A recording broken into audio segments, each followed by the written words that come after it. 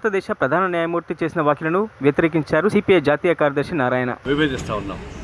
ఒకవైపున ఈ బాబ్రీ మసీద్ కూలగొట్టింది ఎవరో అందరికీ తెలుసు, ప్రపంచం దేశం మొత్తం సినిమాలాగా చూశారు.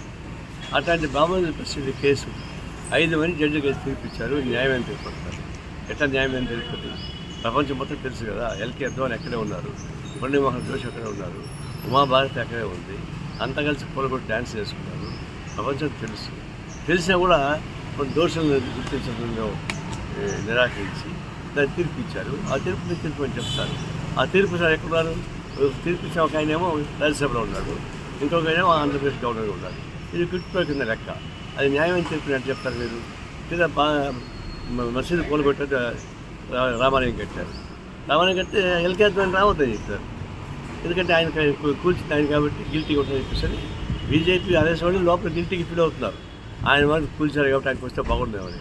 ఆయనకి అట్టహాసంగా ప్రారంభోత్సవం చేస్తున్నటువంటి రామాలయానికి మీరు రావద్దని చెప్పేసి అయోధ్యకు రావద్దని చెప్పేశారు.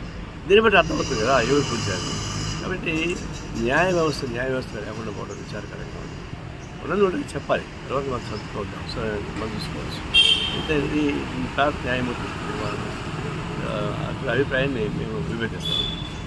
మరిన్ని అప్డేట్స్ కోసం మా ఛానల్ని సబ్స్క్రైబ్ చేయండి.